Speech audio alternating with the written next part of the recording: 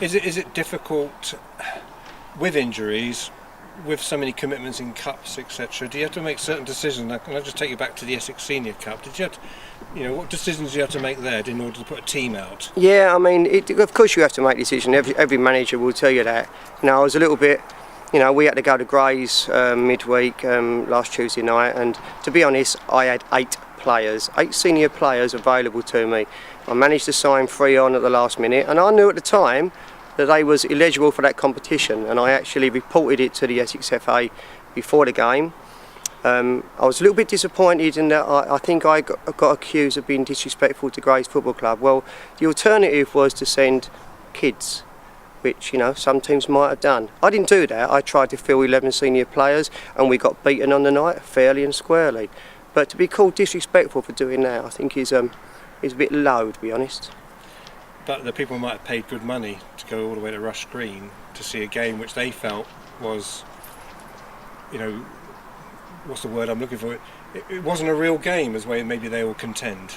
Well, they can contend what they like. It was a real game because I put 11 players out against their 11, and their 11 were better than mine on the night because they won the game. It's as simple as that. I'll go back. What was the alternative I had was to either play 8 players that were registered, and I could have got 1 injured early on, which means 7, game abandoned, or I send a bunch of kids. That's the only option that I had open to me on that night. But look, if they want to whinge about it, that's up to them. You're still the best team in Thurrock. Yeah, I'm glad you asked me that because that's caused a few rows as well. But I mean, while we're on the Grey subject, I picked up their programme, and Mr. Keith Burns wrote a programme notes, and it was just so childish. But he thinks he's having a dig, and if that's his way of having a dig, then great. But are we the best team in Thurrock? We are, because it says so at the league table. Are we the biggest club in the borough? Of course we're not. We're not a big club. We've never been a big club. We've made slow progress over the last 4 years, and that's what I said to a reporter.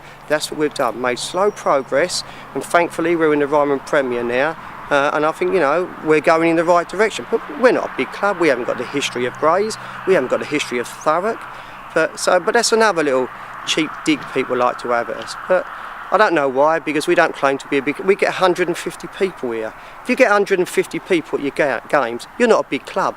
You might have used to been, but you're not a big club. You get 150. Simple as that.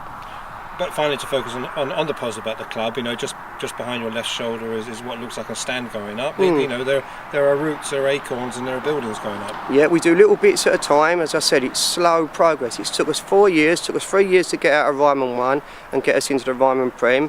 We're not putting the stand up because we've got ideas of going higher. The opportunities come along and we've took it. And as you say, you can see we're making little bits of progress. Thanks, John, for your time. Thank you very much. Cheers.